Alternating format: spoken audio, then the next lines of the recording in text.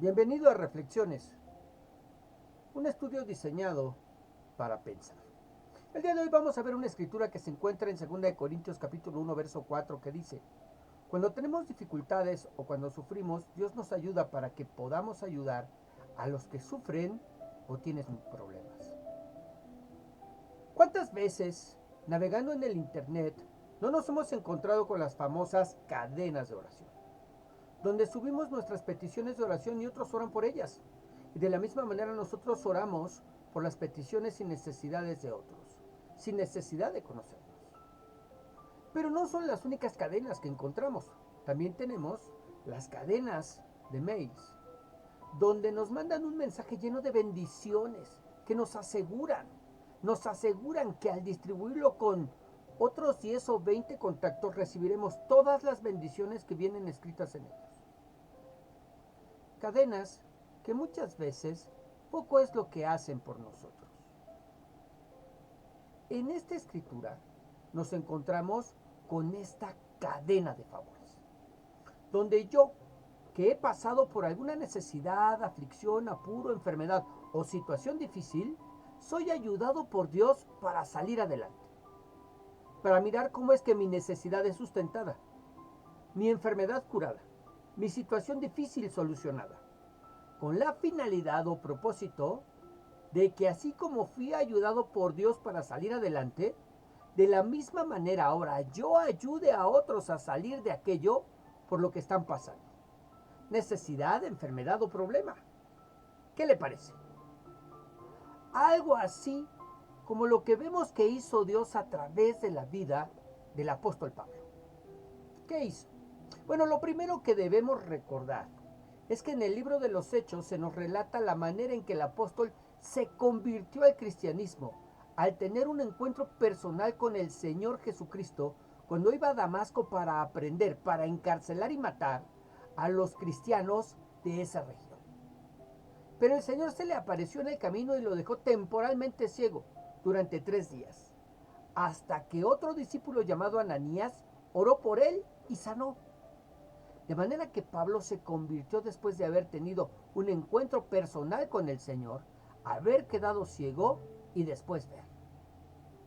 Pues resulta curioso que el primer milagro hecho por Dios a través de Pablo tenga que ver con el dejar ciego a un hombre de manera temporal, es decir, que después recobró la vista y de esta manera llevar a los pies de Cristo a un gobernador.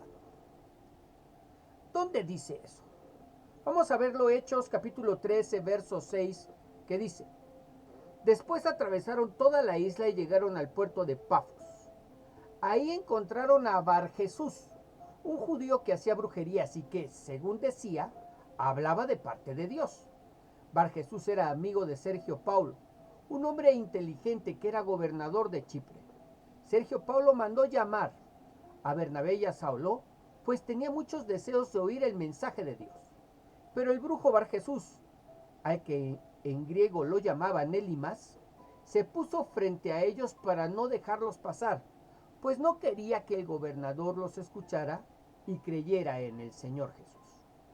Ahora, ¿cuál es la situación hasta aquí? Pablo y Bernabé fueron convocados por el gobernador para que le predicaran, le anunciaran, le hablaran del Evangelio. Pero un brujo y falso profeta llamado Elimas, o Bar Jesús, se les opuso y físicamente no los dejaba pasar. ¿Por qué? Porque no quería que el gobernador se convirtiera al Señor. ¿Por qué? Bueno, con toda seguridad, porque al convertirse se daría cuenta que lo que él hacía no venía de Dios y perdería su posición e influencia sobre él. ¿Qué hizo Pablo? Y pongamos mucha atención, porque no hizo nada de lo que seguramente tú y yo hubiéramos hecho. Verso 9. Entonces Saulo, que también se llamaba Pablo y tenía el poder del Espíritu Santo, miró fijamente al brujo y le dijo: tú eres un hijo del diablo, un mentiroso y un malvado. A ti no te gusta hacer lo bueno. Deja ya de mentir diciendo que hablas de parte de Dios. Ahora Dios te va a castigar. Te quedarás ciego por algún tiempo y no podrás ver la luz del sol. Bueno, lo primero que Pablo tenemos que resaltar es que se encontraba lleno del poder de Dios, lleno del poder del Espíritu Santo, de ese poder que el Señor Jesucristo prometió en Hechos 1:8 cuando les dijo a los discípulos: y recibiréis poder cuando haya venido sobre vosotros el Espíritu Santo. El Espíritu Santo había venido sobre Pablo y Pablo estaba lleno de ese poder del Espíritu. Ahora, ¿qué hizo? La Biblia nos dice que miró fijamente a aquel que se les oponía. ¿Qué fue lo que vio? Se le queda mirando fijamente al brujo, a este falso profeta. ¿Y qué es lo que ve? Se vio a sí mismo antes de entregarle su vida al Señor. ¿Me escuchaste? Se vio a sí mismo antes de entregarle su vida al Señor. Le pasó lo que les pasa a dos estafadores que se encuentran, que se reconocen de inmediato. Miró a otro Saulo que creía que tenía el único y verdadero mensaje de Dios. Miró al Saulo que buscaba imponer sobre los demás lo que creía, aún por la fuerza de ser necesario. Miró al Saulo que había sido hijo del diablo, capaz de mentir de ser necesario para poder hacer lo que tenía en mente. Se miró a sí mismo y por eso se pudo describir a la perfección. ¿Y qué hizo? Recordó qué fue lo que lo hizo desistir de seguir en ese camino. Quedó ciego. Así que le dijo a Elimas que quedaría ciego de manera temporal, para que conociera el verdadero poder de Dios que había en él, y para que de esa manera dejara de estorbar a los planes, a los propósitos de Dios. Y verso 11, segunda parte. En ese mismo instante, Elimas sintió como si una nube oscura le hubiera cubierto los ojos y se quedó completamente ciego. Andaba como perdido, buscando que alguien le diera la mano para guiarlo. Al ver esto, el gobernador se quedó muy admirado de la enseñanza acerca del Señor Jesús y en verdad creyó en él. ¿Qué pasó? Bueno, Elimas quedó ciego y dice en ese mismo instante. Y el gobernador de esa manera pudo ver. Pudo tener su encuentro con el Señor Jesús y en verdad creer en él. Así es como vemos a Pablo haciendo lo que el Señor hizo por él, obrando en consecuencia a esa cadena de favores. Él sabía que lo peor no estaba en ser ciego físicamente, sino en el serlo espiritualmente. Él fue enviado para abrir los ojos de los ciegos espirituales, de la misma manera que el Señor abrió sus ojos para que le pudiera ver, para que le pudiera reconocer y recibir como su único y suficiente Salvador y Señor. A lo que yo te pregunto, ¿cómo te ha ayudado el Señor? ¿Qué es lo que Él ha hecho por ti? Y quiero decirte que no es necesario el tener un súper testimonio espectacular para poder ayudar a los demás. Es decir, no es necesario haber sido librado de la muerte en un accidente o de haber sido rescatado del alcohol y las drogas. Tampoco es necesario el haber sido sanado de una terrible y mortal enfermedad o haber sido arrancado de las garras de la lujuria y pornografía. No hay necesidad de eso. Simplemente hagamos lo mismo que Él hizo por nosotros. Le cuento. Estaba el Señor Jesús enseñando cuando un maestro de la ley se le acercó para preguntarle qué tenía que hacer para tener la vida eterna. Maestro, ¿qué debo hacer para tener la vida eterna? A lo que el Señor le recitó los dos mandamientos que resumen toda la ley y los profetas. Amarás al Señor tu Dios con todo tu corazón, con toda tu alma, con toda tu mente, con todas tus fuerzas. Y amarás a tu prójimo como a ti mismo. Algo que el maestro de la ley recibió con gusto. Pero deseando saber más le preguntó, ¿quién es mi prójimo? Fue entonces que el Señor le contó la historia del buen samaritano, donde un hombre fue herido en el camino por unos ladrones que le habían quitado todo y ahí lo dejaron. El primero que pasó y se siguió de largo fue un sacerdote. El segundo que pasó y también se siguió de largo fue un levita, un ayudante del templo. Pero el tercero que pasó fue un samaritano que se detuvo y manifestando compasión por él, le untó las heridas con aceite, lo ayudó a subir a su caballo, lo llevó a un mesón y pagó para que lo ayudaran a cuidar de él. Fue entonces que le preguntó al maestro de la ley, Lucas 10:36, ¿quién pues de estos tres te parece que fue el prójimo del que cayó en manos de los ladrones? Él dijo, el que usó de misericordia con él. Entonces Jesús le dijo, ve y haz tú lo mismo. Y yo te pregunto, ¿qué le mandó a dar al maestro de la ley? Le pidió que fuera y contara su increíble testimonio acerca de cómo es que encontró el camino a la vida eterna. No. ¿Qué le mandó a dar al maestro de la ley? Misericordia. Lo mismo que recibió. Y en esa cadena de favores, tú y yo podemos hacer lo mismo. Podemos dar misericordia a todos los que la necesitan y han caído en desgracia y no hay nadie que quiera ayudarlos. Podemos ser las manos y los pies del Señor que llegan hasta donde se encuentran los que tienen necesidad y no le conocen. Y podemos ayudarles en medio de sus necesidades y además compartirles el mensaje que cambió nuestras vidas y que puede cambiar también las suyas. En Cristo tenemos el perdón de nuestros pecados y salvación y vida eterna. No sé en verdad qué sea lo que el Señor haya hecho por ti. Quizás efectivamente te ayudó a salir del alcohol y las drogas, o te sanó de una terrible enfermedad. Quizás fue Él quien te proveyó cuando no tenías nada ni para ti ni para los tuyos. O es muy probable que simplemente tuvo de ti misericordia cuando nadie más la tuvo. Pero sin importar la manera en que Él te ayudó, el día de hoy te llama a hacer tú lo mismo. Te dice a ti y me dice a mí lo mismo que le dijo a ese maestro de la ley. Ve y haz tú lo mismo. Cumple con tu labor, cumple con tu servicio, cumple con tu llamado, cumple con tu cometido y deja que el amor de Dios llegue a las vidas y los corazones de los demás a través de tu vida. Conviértete en un instrumento de Dios en sus manos. Sé los pies, sé las manos y el mensajero de Dios que le dice al mundo que en Cristo tenemos el perdón de nuestros pecados y salvación y vida eterna. Y recuerda, cuando tenemos dificultades o cuando sufrimos, Dios nos ayuda para que podamos ayudar a los que sufren o tienen problemas. Oremos.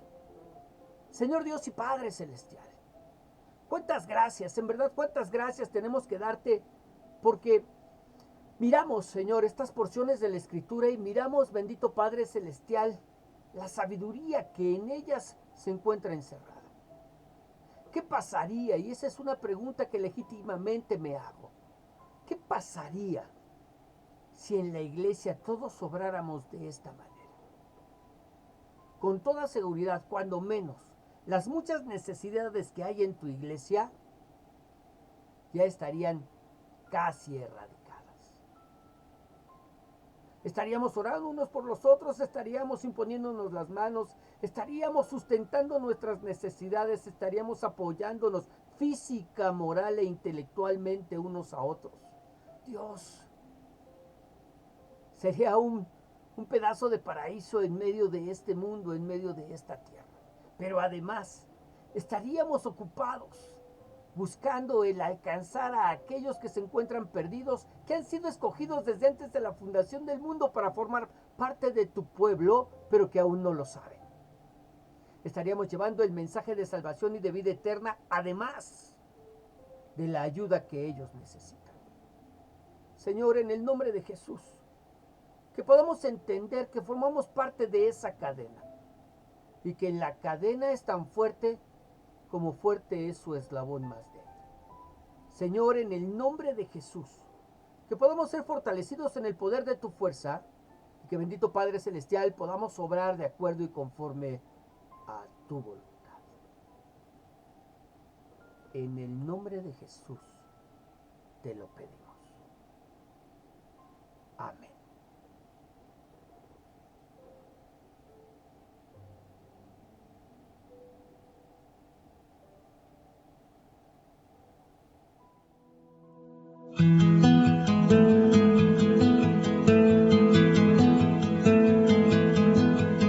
En medio del desierto prosperaste a Abraham y al pueblo que emigraba del cielo diste pan. Si en fosa de leones Daniel pudo descansar, ¿por qué me de preocupar?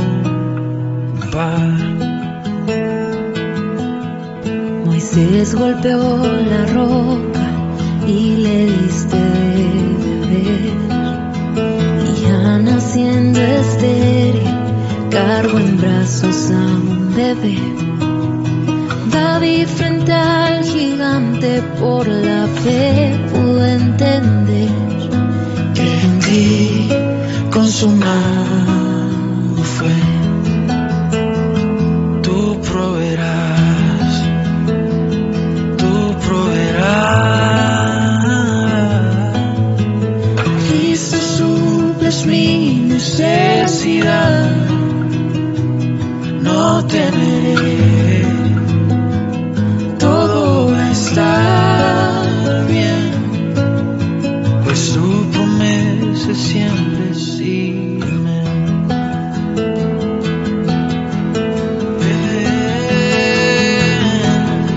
La viuda de Sarepta pudo ver tu provisión, con solo una palabra Lázaro resucitó. Josué vio derribarse Santa y Jericó, y así lo veremos hoy. y así lo veremos hoy. Tú proveerás, Tú proveerás. Cristo suples mi necesidad, no temeré, todo va a estar bien, pues tu promesa siempre sí. Amén. corazón, no te afanes, tu esperanza es firme, alma mía no calle, Él resucitó. Mente mía recuerda que la victoria está en el nombre del Señor. Oh, oh, oh. Corazón, no te afanes, tu esperanza es firme, alma mía no calles, Él resucitó. Mente mía recuerda que la victoria está en el nombre del Señor, que la victoria está en el nombre del Señor.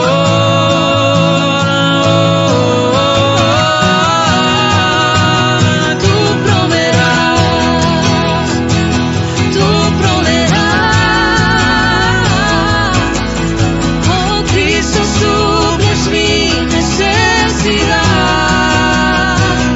No temeré, todo va a estar bien, pues tu promesa siempre sí.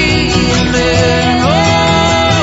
Y tú proveerás, tú proveerás. Cristo suples mi necesidad, no temeré, todo va a estar bien, pues tu promesa siempre sí. Amén. Y Corazón, no te afanes, tu esperanza es firme. Alma mía, no calles, Él resucitó. Mente mía, recuerda que la victoria está en el nombre del Señor. La victoria, que la victoria